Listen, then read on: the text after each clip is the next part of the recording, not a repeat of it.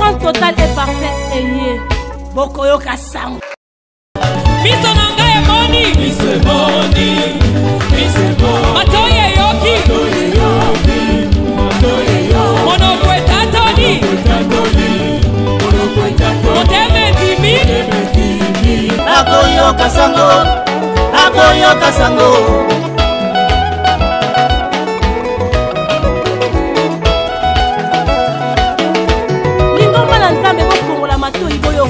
Sango malamu esiebe mi la banda korabino. Motina mina nzambe ya solo asi aye. Délivrance totale et parfaite. Eye Bokoyoka Sango. Ndeko papa, ndeko mama, ndeko elenge to pesi yo mbote esika nyonso. Émission na biso nteke na nkolo ekokutana na yo to pesi yo mbote. Bible ezali koloba ete libota na ngai ezali kokufa po moto ya kopesa bango mayele azali te. Wana totangi yango na Osée 4 verset 6. Bandeko na ngai toza kotambola na Kinshasa, toza komona ba panneau, toza komona ba spot publicitaire. Ezolobela biso le 17 décembre. Le 17 décembre eloko nini kosala na mboka na biso? Pona yango na émission na biso ya nteke na nkolo tobengisi ba pasteur mibale. Bango nde bakoyebisa biso le 17 décembre likambo nini kosala na mboka na biso na Kinshasa. Yango na pesi ba pasteur mbote. Mbote, Maman Sophia. C'est un plaisir pour nous, pour tous les canalisations à Yote. Merci. Pasteur, avant na kitana mutuna nangai talingi etebo se présenter parce que nga na yebibino. Mais balandi na biso ya nteke na nkolo mususu bazoye babino te bo se présenter ba kombo na bino na église place Bosambelaka. Merci beaucoup. Ngai kombo na ngai pasteur Gédéon Sekaniel nazali mwana ya prophète Sage Manuel Dodi 4 Lingomba église universelle pentecôtiste charismatique ministère des affranchis. Voilà pourquoi je fais si bien nombreux. Pasteur Pembe Nangai. Oui, merci Maman Sophia. Ngai nazali mwana ya mosakoli na nzela ya message oyo mosakoli amemi yango abengami na kombo ya pasteur Désiré Mausa. Nazali toujours mwana ya mosakoli yango atoyei mpona ko pesa connaissance kaka ndengo bande koloba na Osée 4-6 yango atoye po bato bazwa connaissance ya le 17 yango atoye jambe papa mbola mingi balandi penza mapambola bango mingi balanda biso na bokebi po to partager na bango connaissance ya fête po ya monene. Merci maman. Merci ba pasteur mais na oki bolobi kombo église universelle pentecôtiste charismatique mais bo pesi adresse te? Oui, église universelle pentecôtiste charismatique est située dans la ville province de Kinshasa, dans la commune de Limete, troisièmement 6e mairie de la révolution numéro 817, Soki Oyewana, Okomona, église Mounene Zaliwana, église universelle pentecôtiste charismatique, ministère des affranchis, Oyekumba Makana, prophète messager Manuel Dodi. Et nous sommes là, vraiment, chaque jour, il y a les équipes qui sont là, présentes, pour Nakoyamba, Batou, pour Nakotraiter la problème à Batou. Merci beaucoup. Ok, merci pasteur. Tokemba la moko na mama Alikambo. Mama Alikambo ezali le 17 décembre. Ndenge na lobaki na ebande na lobi toza kotamwa na Kinshasa toza komona ba panneau. Soki to sisi komona panneau to fongoli ba télévision na biso to moni ba publicité. Siko to mituni le 17 décembre wana. Ezali nini eko sala manamboka, nini eko sala na église universelle pentecôtiste charismatique. Merci maman Sophia. Je pense que Bapano Yangomoko eza ko annoncer événement, eza ko annoncer message, ezoloba makambo eko sala na date wana. Soki batu batali na panneau parce que les panneaux yo sali journalisme, panneaux publicitaires, images ya moto c'est déjà toute une communication. Et na kati ya bapano na tozomo na photo ya moto, il y a la photo de l'homme de Dieu. Les prophètes messagers Manodod, il y a les messages yango moko eza na panneau oyo ezotali sa thème thème ya la fête du grand salut, fête ya temps oyo ezali fête ya grand salut. Et pano yango moko eza ko annoncer date oyo milulu wane ko salama. Pano yango moko eza ko annoncer bisika oyo tokokutana poto célébrer nteke ya munene mukolo munene ya lobiko. Bref, eza ya koinda parce que la ville de Kinshasa vraiment tombe eza ya kokwea. Pourquoi? Parce que soko keina pa commune nyoso partout il y a les panneaux. Oezotalisa événement munene ko salama la date le 17 décembre oyo ko zala mukolo munene ya lobiko oyo bengami fête ya temps, fête ya grand salut. Merci beaucoup, voilà. Pasteur. Pasteur Désiré, fête ya temps, fête ya grand salut. Différence ni libéropé sabiso entre grand salut na petit salut. Le quoi bolobeli grand, c'est que grand petit ezali. Oui. Merci maman Sophia. Souci na biso na yo au comprendre pour ce qui me tourne et ça me réponse ezala.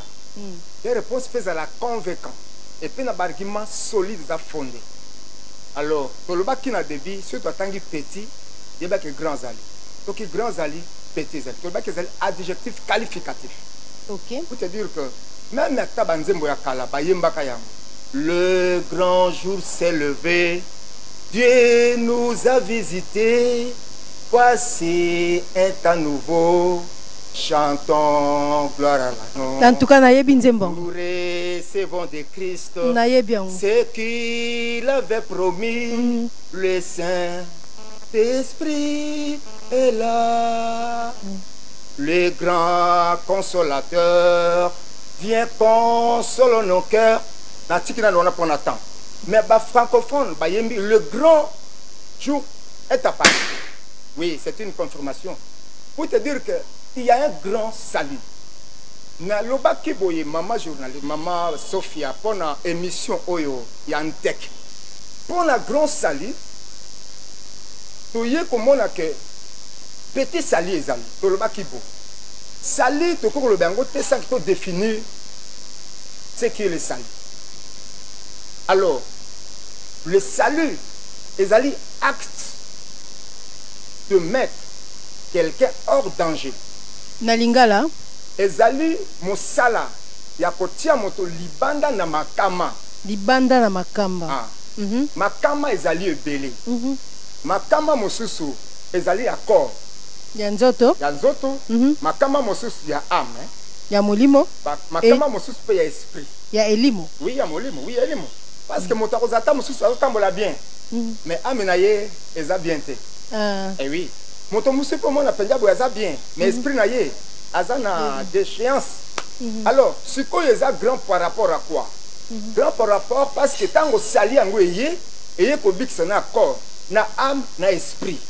Bon, ce qu'on appelle cet exemple. Eza ya mukendenge ni. Mutu toko traverse to longwe awa toke to koti na masuwa toke maluku toke na équateur.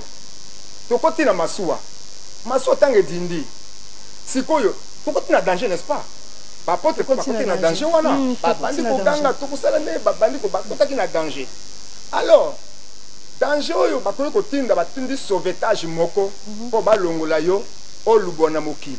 C'est ba sauver yo, n'est-ce pas? Ba sauver. Bon to kepa na écriture Simon Pierre tango bazo patoge nan bazo tamona mai. Alors ba moni fantôme de ba monela ki ye. Et aza fantôme tango s'approche et Seigneur. Si c'est toi, ce que zali yo pesanga ikoke na ya. Jésus lobi na ye yaka. Simon Pierre tamboli kolona mai montaba tamona mai zeka Jésus te. Simon Pierre pa tambola ki Simon Pierre tambola ki aza mobali. Amekaki te maman loba tambola ki de pa wana tambola ki déjà. Tambola ki mais lingala amekaki. Mais siko tango akomali ki na kotinda. Alobi Seigneur, sauve-moi. C'est-à-dire tianga libanda na likama na dinda na kufa. C'est ça le salut, mettre quelqu'un hors danger. Acte. Oui, pasteur Olobi kotia mutu libanda na likama. Sikoyo libakama ya mike na minene ezali? Oui, maman. Na ebite papa parce que je na kozwa mena mekano ko paraphraser muke. Ya minene peza. Omona na tangi wana ko sunga na mai na mokeza likama yango wana ya muke. Mais siko soki to kamati likama ya monene. Omoni Lazare.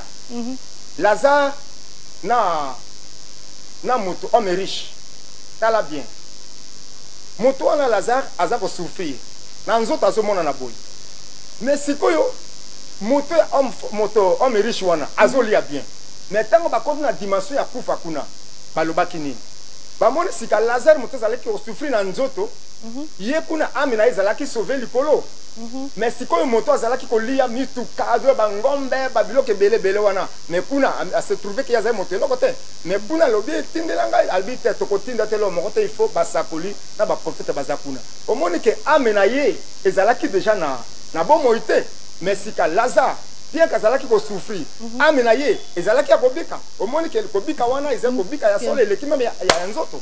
Ah, ok. Grand sali angwana. Grand sali parce que j'ai donné au kobakisa moi muke to kobana ba question mususu tozo la tango. Merci maman Sophia. Tozo lobela sur la fête de temps où ezali thème ya grand sali. Na lingi na beta sete na loko moko ezali point capital. OK. Thème émission ya mbibiso ezali émission intitulée Tekenankolo. Et nous sommes une église qui célèbre les fêtes de l'Éternel. OK. Biso prophète messager tangwaye yende ayena révélation ya célébration ya ba fête de l'Éternel. Et ana ba mususu ba célébraka ba symposium, ba mususu ba séminaire, ba mususu ba convention, ba mususu ba fête des juifs. OK? Ou fête des juifs. Mais quand le prophète Emmanuel Dodi arrive, il y a kokoti salingomba dans les célébrations des fêtes de l'Éternel. Voilà. Maintenant, koleke la ba fête de l'Éternel lewana. Tozali na ba fête oyo toko énumérer peut-être mukolo mususu. Mais fête oyo toye kolobela le 17 maman. Yangonde mama na likambo. En d'autres termes yangonde yaki kobota banteke mususu yo nyonso to célébraka. Yangonde mama ya banteke nyonso. Voilà, fête ya temps. Parce que temps ezali kolo ya nini ya année. Ceux qui te célèbrent la fête journalière, fête hebdomadaire, où ezali sabbat, la fête mensuelle, où ezali nouvelle lune. Il y a les fêtes annuelles, où moisson, trompette, expiation, tabernacle, où ezali la fête annuelle. Mais l'icolo y a il y a le temps. Aux hommes. Maintenant, fête y a temps. Où y a kobota banteke nyonso to célébraka, le 17 décembre. Voilà pourquoi date wana pona biso va franchi eza date ya kokufa na kobika. Pourquoi date wana? Date wana nde lole yaki ko visiter mabele et ye komemela biso lobiko po ete batu babika na sena moi. Pasteur na yokiyo balandi anteke na kolope ba yokiyo. Mais lobela biso prophète messager Emmanuel. Oui. Abanda wapi? Très bien maman. Abanda wapi? Abimika kana Kinshasa mbala moko na ba fête. Nyango na tuna à chaque fois ceux qui nazo yamba batu ya église universitaire pentecôtiste charismatique. Na ngaka batu ba yeba parce que batu ba yebi kaka ba prophète bazalaka. Mais biso na kati na e tozomona prophète messager. Est-ce que boy biso prophète messager wana? Elingi koloba nini? Auta pe wapi?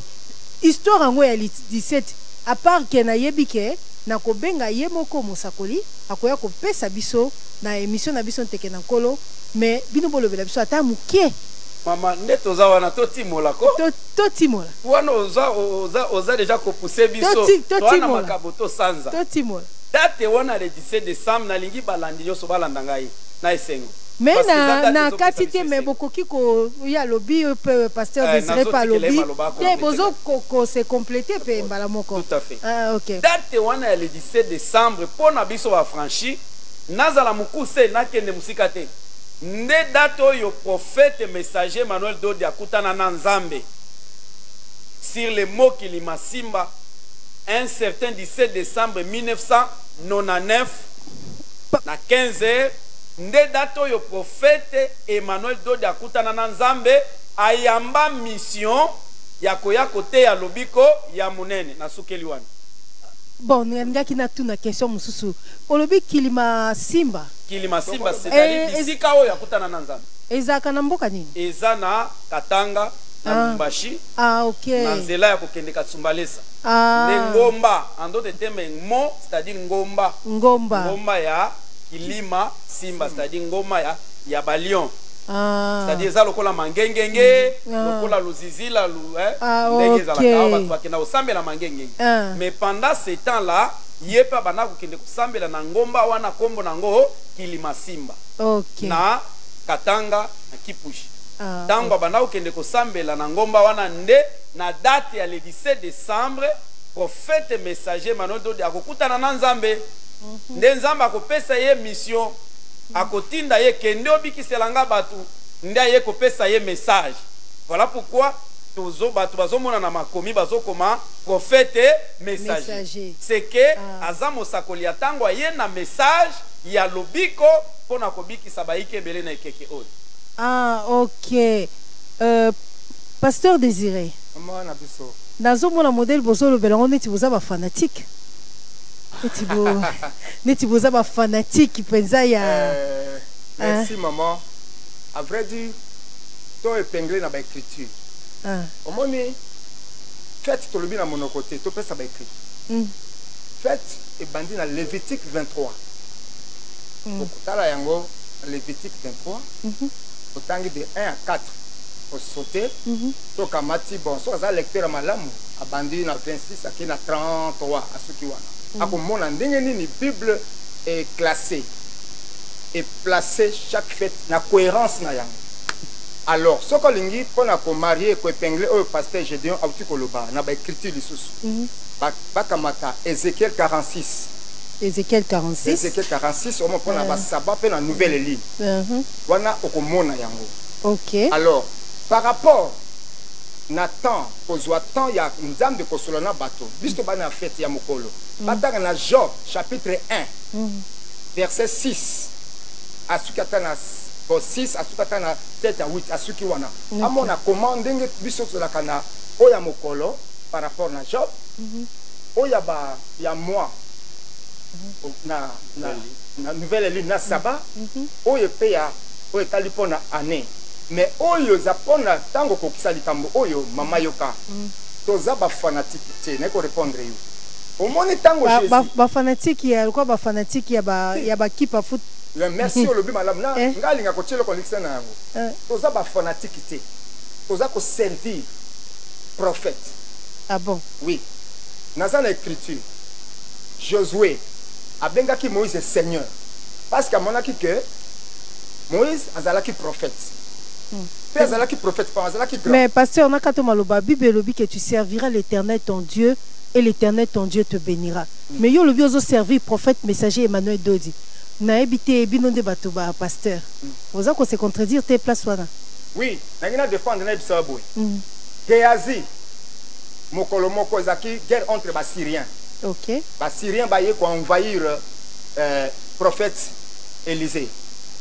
Géasi a lobby boy. Na aveuglement na yepe abandi ko yeba peta ko servir mazo e baté mama Sophia olanda nga malamu nazo landa o malamu siko tango aye ko tuna lobby prophète o moni basire bazingi biso yaza lobby alobi yoka déclaration ya prophète alobi Nzambe alobi éternel sala Géasi o azali mosali na ngai amona mon serviteur. Alors siko même na Bible pota eza muke Josué azalaki serviteur ya Moïse. Na yeli suko yebisa yo tango to longo na Moïse to komi na Jésus un grand prophète. Omoni Simon Pierre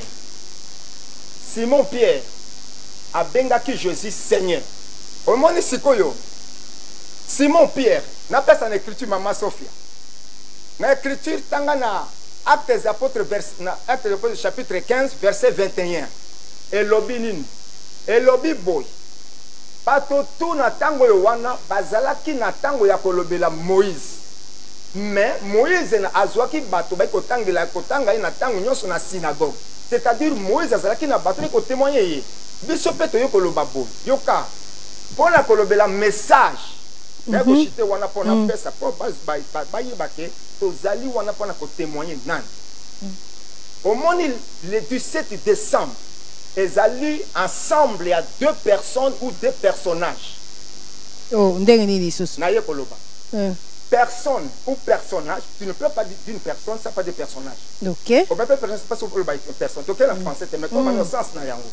Mais si koyo, ce qui pasteur je donne que le bâtiment donc le messager mais si tu le messager tu le message à Eli yango OK tu peux te le message c'est tu le messager parce que message non messager sont un alors mais que le baboy tango par rapport na message oyo Emmanuel Dodi Mosako la memi yango puisque tu vas servir comment tozana ta ko révéler parce que Bible lobi que na Amos 3:7 l'Éternel Dieu a kosala eloko moko il faut révéler secret na yena prophète.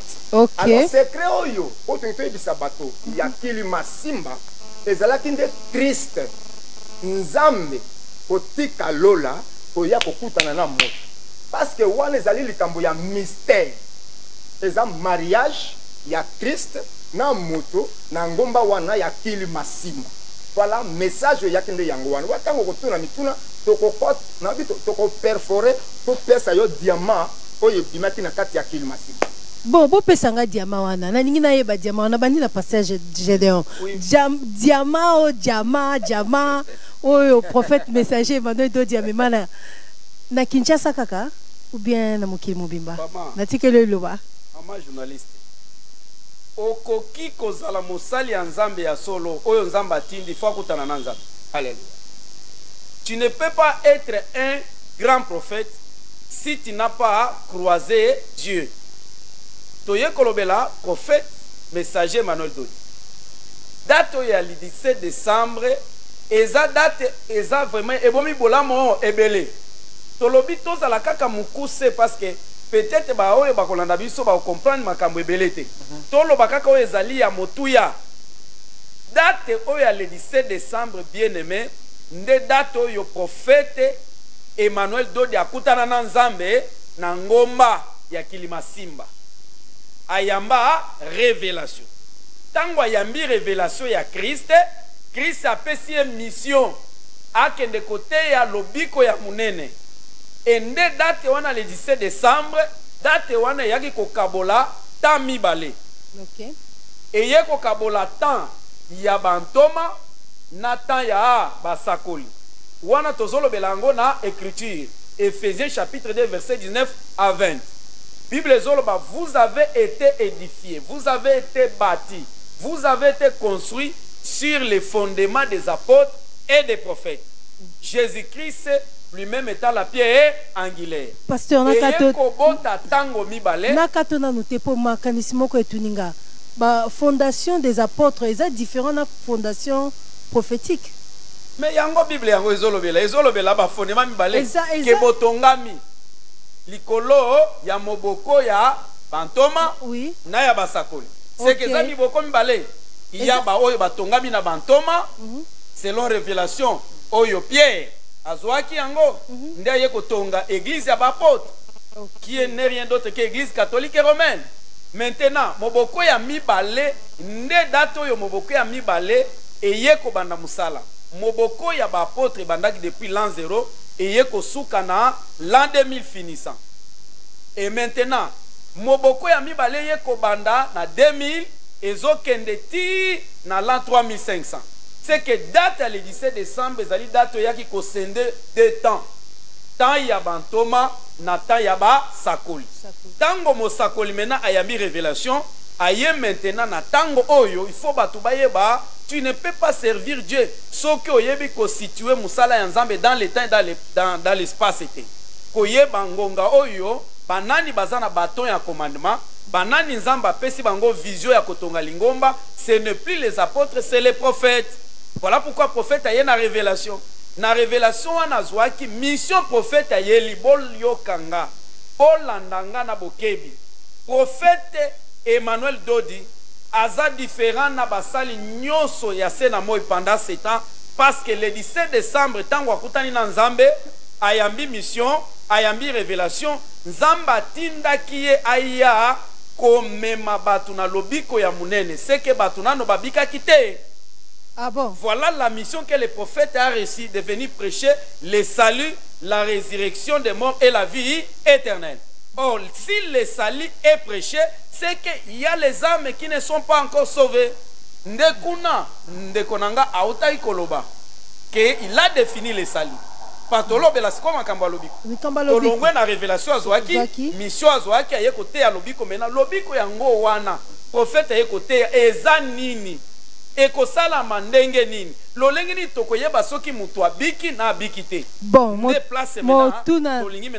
motuna nanga émission ya lelo tokosala première partie deuxième partie ekoya merci maman lobiko wana oyo tokocélébrer le 17 décembre ezalaka visible ou ezalaka invisible mais soki nalingi na paraphraser mon confrère que na mukande ya like lobiko oyo Simeon amonaki Simeon azoloba laissez-moi tango aza ko dédier mwana na temple Simeon azoloba ke maintenant na laissez-moi azosenga na Nzambe laissez-moi m'en aller en paix parce que mes yeux ont vu le salut miso nanga emoni lobiko c'est que lobiko ezali susu eloko akobomba mate lobiko eza eloko esengeli emonana bato basimba yango bamona yango voilà pourquoi lobiko basimba yango oui bako simba lobiko ndenge ni on a défini le sali à tout à l'heure awa tolobaki ke lobiko ezali musala Nzamba azosala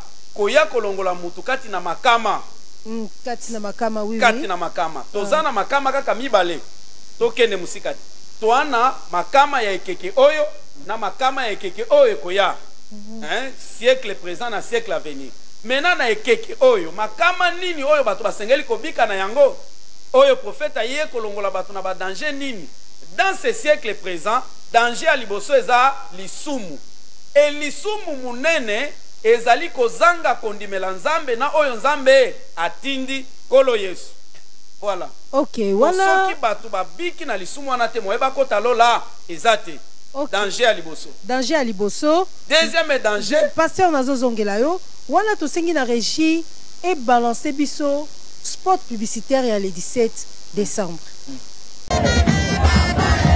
Église universelle, pentecôtiste, charismatique, ministère des affranchis. Oye Kumba Makana, prophète messager, Emmanuel Dodi, na cadre ya ko célébrer fête ya grand salut, fête du temps. Oyo ezali mokolo oyo tozali ko célébrer. Mokolo Nzambe akutana kana mosali na ye. Pote abanda ko servir ye pe ko kangola bana Nzambe nyonso. Talatina bazali ko bengi sabino mokolo ya samedi 17 décembre 2022 à partir ya 15h 18h30. Yo mutozali na mikakatano ozali na ba blocage ya ba fer maladie incurable ozali komona solution te yaka komona Nzambe ya prophète messager Emmanuel Dodi tunangai ekozala esika nini awa na aqua splash ezwami na croisement ya poilu na 14e rue limité industriel awa Nzamba komimonisa puissamment dit amen na tango oyo lola ezali polele ndeko papa ndeko mama ndeko elenge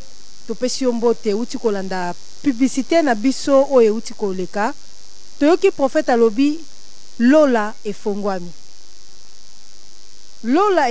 ki pe le 17 décembre mais évidemment pasteur Désiré oui na ezalinde parce que ezapon kambo ya temps to respecter et puis les sous koyeba ke lobiko bato yo moni tango bandi suba sement force ya yo ato yebisinga te menga na yo kaka force na yo efandeli oze 4-6 bato esengeli bazwa connaissance alors biloko toza koloba to ba réserve parce que nous to troubler humanité c'est pas biloko Emmanuel dedans mais eza biloko ya sika balobi na bible négation na lobi po bato batanga ka bible te to beka ka ba déclaration akende kotanga po to pesa mo mosala batanga ka omo na bible balobi ni soko kamati 20 nouveau au sanction na vin ya kala ekobonga te ekosimba te na matili suna tiki 20 okamati elamba ya kala liputa ya sika maolimbisa no lati liputa ya sika ningo lati wana okamata no ozalaki ya 2001 osangisa yango simba te ekobonga te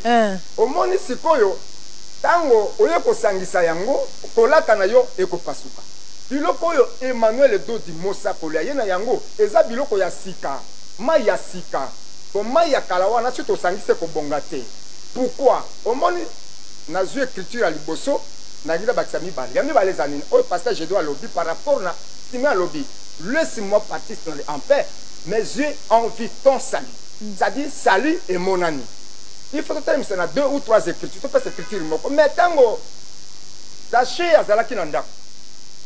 Zaché azalaki moto masumu. Zaché azalaki moto misala mabe.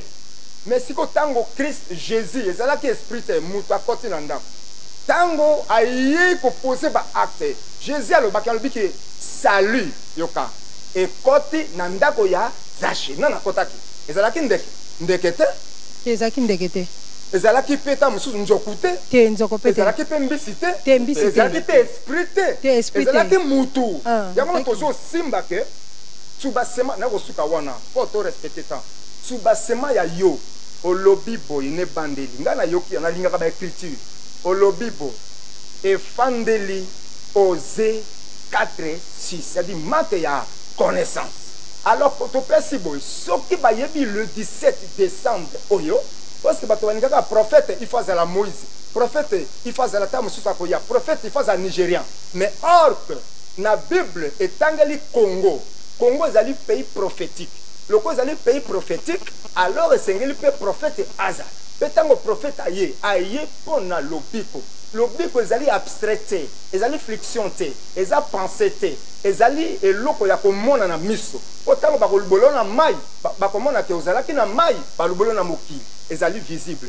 Ce qu'on a une difficulté, danger, peut y aller libala. Il faut au bali libala, au andi amike. Mais autozo le bandé pour lola et fungwa melayo. N'est pas suka kolobabo. Tango Jésus azalaki corps. Maman n'est pas suka wana ozwa question monsieur. Jésus azalaki mut. Mais yo yebite que le jour ya baptême na elo le fungwa maki.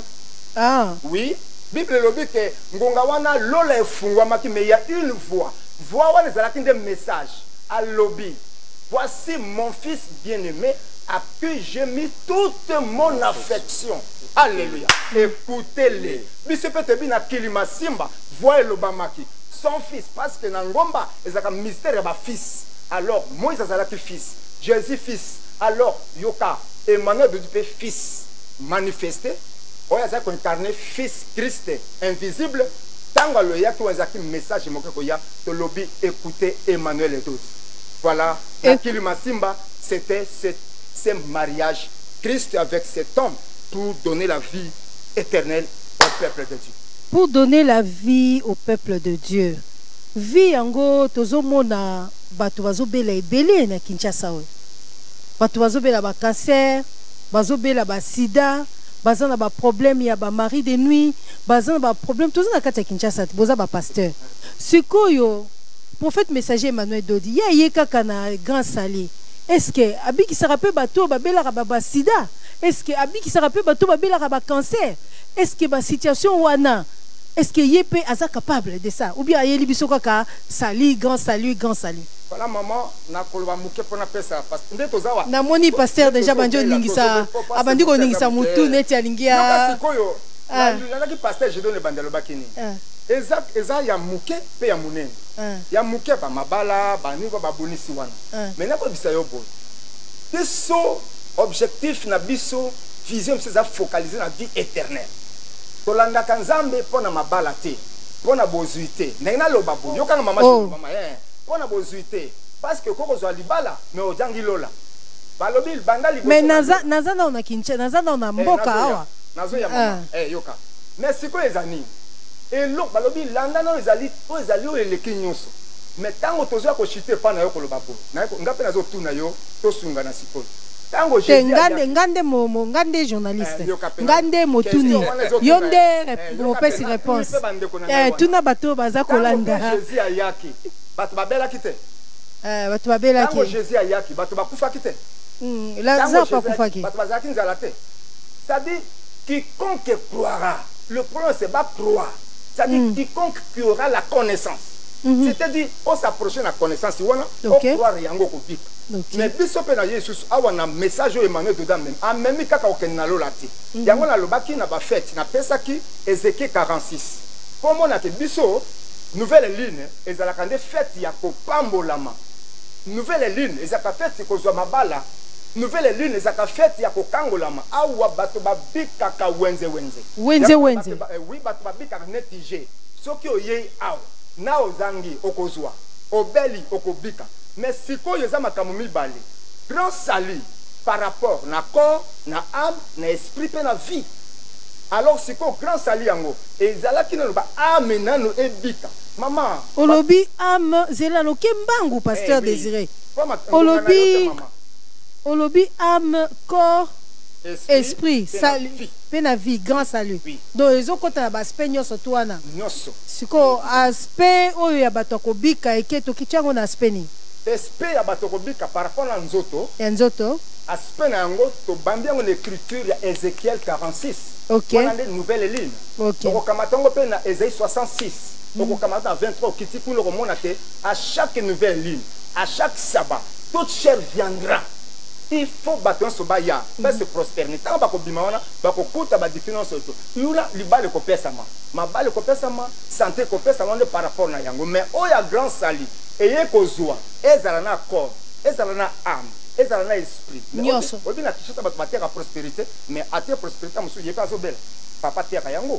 Boko ta musu su mutu sa te prospérité. Ozwi mbongo. Mais ozana difficulté ko bota. Ozwi obali. Tant musuku na libala ozana kimia te tant mususu po zimbongo mais omoni ke mbongo wana ozola la pongite wana ndiko bika ya muke mais o Emmanuel adodaye na yango ezateke nzote tikezali na corps yoka na corps na âme na esprit na vie mais ko sukisa koloba na pesa e parole yoka ya suka bien aimé yoka ngai pourquoi azali grand pourquoi Emmanuel doit azali grand yoka mbala mista tuni yo pourquoi Emmanuel azali grand azali grand parce que na niveau ya ko chasser ba esprit tout le monde a chassé ba esprit même na yo ko chasser ba esprit mais dimension ya ba jiana ba être bien aimé mutu mokote même ngana zaka ba ventir côté na yeba ka te jiana ba être ba zela na au côté dossier mususu ba géant ba être ba biso toyebi ka tushasa ba démon wana pesi passage de po wana na moni ko makamusu nyoso tout ezaka ka le 17 décembre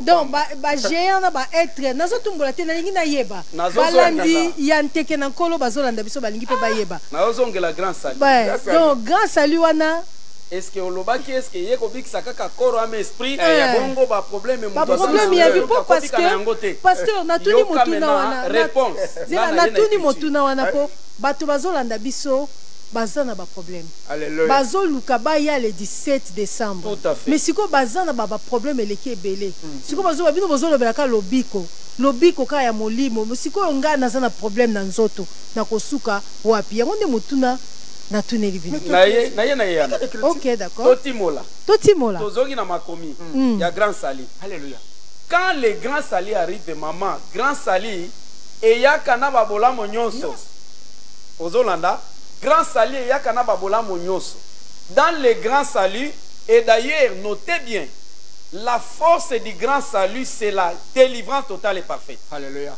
force ya grand salut c'est la délivrance totale et parfaite.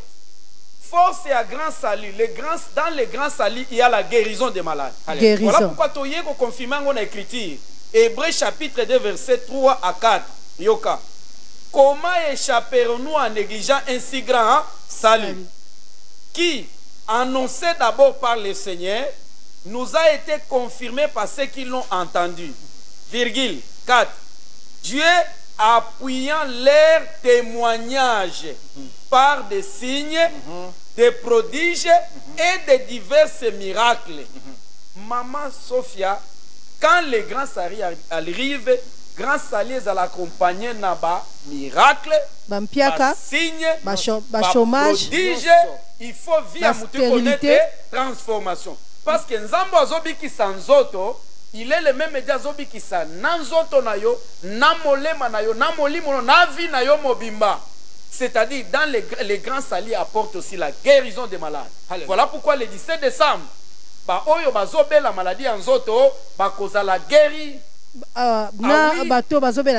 Oui, quel que soit combo ya maladie. Cancer. Ozobe la cancer, sida. Les 17 solutions. Oh, grand saliso qui est annoncé. Batou, il faut pas bika qui olela. Quel que soit problème mutazana yango, à cause de la solution na date wana. Voilà pourquoi tozo lancer mbela na bandimi nyonso bakolanda biso ya awa na libanda ya moka. Parce que grand sali yeli batu nyos. Papa, ça concerne toutes les races. Batu toutes les bimisa. nations, toutes les tribus. Et d'ailleurs, on a lancé mot d'ordre. Le 17 décembre, Ozana Ndekono Azobela, Yakanaye, Longo, bimisa en hôpital. Pasteur Gédéon. Ce jour-là, Pasteur Gédéon. Pasteur Gédéon. Pasteur Gédéon. Ozo nous a problème. Mais nazo nous a problème. Ozo peut sa mot d'ordre. Ozo le bate batu nyoso ba bimisa batu na ba hôpital. Mais batu nyoso bazana batu malade ba ya le 17. Mais tozo lo bela lobiko non? Oh, mais ce que simbité. Mais tozo lo bela lobiko. Ce que simbité. Ici à Kozala, prophète à Kozala bakobika koleke la prophète. Parce que nous en avons déjà l'expérience. Parce que ça, mbala libosote. Chaque fois que nous célébrons le 17 décembre, fête à Grand Sali, est-ce que le ministère des Affranchis Big ça déjà bata sida? Tikana tout n'a pas motuna. Est-ce que Big ça bata cancer? Guérison des domaines à prophète non? Ah bon? Oui. Grand Sali a yena yango est accompagné na ba grande guérison na ba grand miracle. Des domaines na ye. Bato ba AVC na ba épilepsie. Quel que soit combo ya maladie, ezala ba condamna yo, ezala ba loka yo ke vina yo kobongaka te. Le 17 décembre, ce côté matambe na yokaka na Aquas Flash de bisika ko salama de 15h à 18h kaka soko kutani ka monika prophète boye oza déjà kobika oyebinga naza komituna nazo mituna soki bozo yeba danger nini oboza ko courir nango liboso na bino. Pasteur Désiré maman moko aza na ba problème na yebi maman moko aza ba problème grave. Il y a une famille qui a en décembre. Donc, azo banga déjà luka moyen à partir le 15 à côté déjà retraite, le 20 à côté déjà retraite pour la famille na bango batu bakufaka. Batu bakufaka. Si ko bino bozo lobake ba me batu wana le 17 décembre ba ya ba lobiko. Si comme maman on a place à ça, quand on est sur retraite, mata ngomba te. Ah. Soka yeka comme le 17 à kokufa lisusu te. A kokufa lisusu te. Mais ne mukolo ya lobiko no. Pasteur Désiré Lobanano. Oui maman, Sophia biso omoni to ezalité tozo sala. Dengo lobaki est-ce que ezali fanatisme te? Biso to yebi esika to telemeli. Pe mosakoli ayebi esika telemeli. Au moins, tu as l'humanité mobimba aw. Yé a sala kana kimia. Ezate ke to meka to baya to mekte to yebi ke tango muton sakoya na kondima na ye. Akobika. Pe na mati lisusu. Yibiso pe atazana kondimate. Le 17 yango moko et ko sauver honneur. Et comme yango moko. Date miracle. Date miracle. Azana kondima na kondimate. Kaka oya koya. Kondima oyeleki le 17 ko s'en charger pour la makambo. Ah bon? Oui, véritable rataka oyoka ke eratakate. Oh. Boya. Véritable ratakate za le 17 décembre. Eza na ça veut dire quoi? Na côté okunate. Pourquoi ba benga ngo fête à temps? Oyo fête ya saba esilisaki te. Oyo fête ya nouvelle ine esilisaki te. Oyo ba fête ya Noël esilisaki te. Fête ya temps ko kata likam. Tokomi na suka émission na biso. Eza mbala ya suka te to yamba bino na plateau na biso ya nteke na nkolo mais tolingi Pasteur Désiré Maman Sophie tala balandi ya nteke na nkolo yebisa bango liloba moko ya muke. Merci Maman Sophia. Premièrement to peso merci et puis na bande ko na biso eloko na peska conseil babo ya te ko yoka biso. C'est-à-dire, to bengisi bino, boya nano. Bangala balobi, kende nano ko boya invitation te. Kende yoka. Alors, to bengisi bango baya nano. Ezate ke, toza kosala likambo susu etungisa bango baya nano. Le 17, ndenge motakoya. Soka yaki mobeli, akozonga mopiki. Soka zakini wa problème, akozwa solution. Soka na problème, ezali impossible. Et pas dans de possibilité, ezali. Baya, le 17 décembre. Date wana ezali date moko ya miracle. Nzambe tata, nzambe na Yesu Kristo akosala bango bolamu. Boya toko yamba bino na kombo na Yesu Kristo. Merci Pasteur Désiré. Pasteur Gédéon liloba ya suka na bato nyonso oyo baza kolanda yo pona le 17 décembre. Na yoki opesaki mot d'ordre moko. Est-ce que moyen koki kozala o bandela mot d'ordre wana? Maman Sophia, na oki koloba loba suka te parce que il faut na loba kakaka. Mais pona lelo poto chité na émission na yo na lingi na loba boye. Nga na ye kaka ko pesa mbela na bandeko nyonso bazolanda biso awa na libanda ya mboka.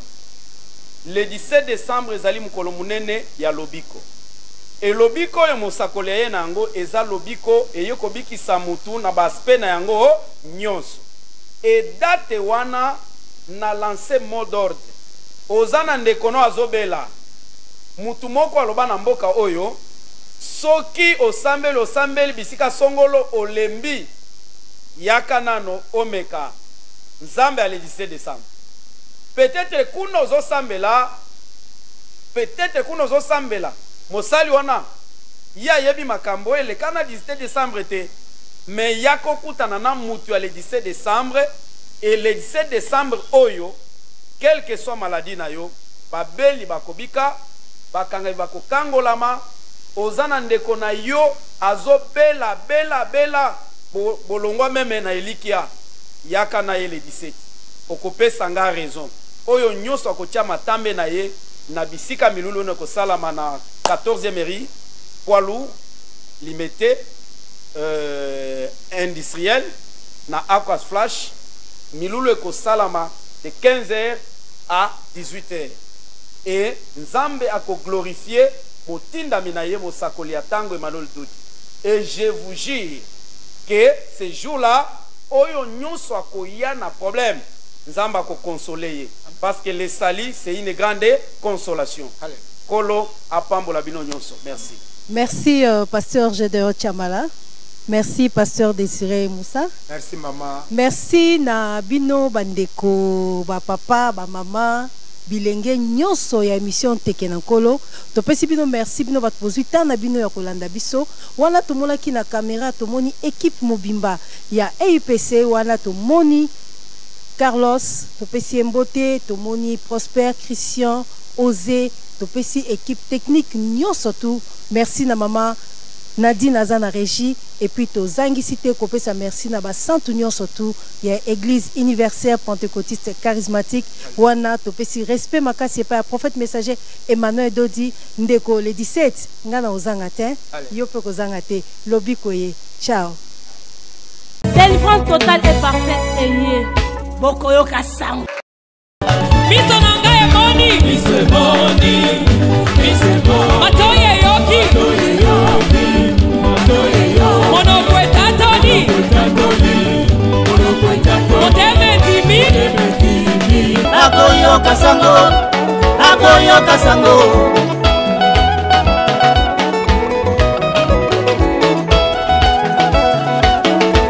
Lingoma la nzambe bofongola matoyi boyoka. Sango malamu esebe mi la bandako na bino. Motinda mi na nzambe ya solo asi aye. Délivrance totale et parfaite et bokoyoka sango.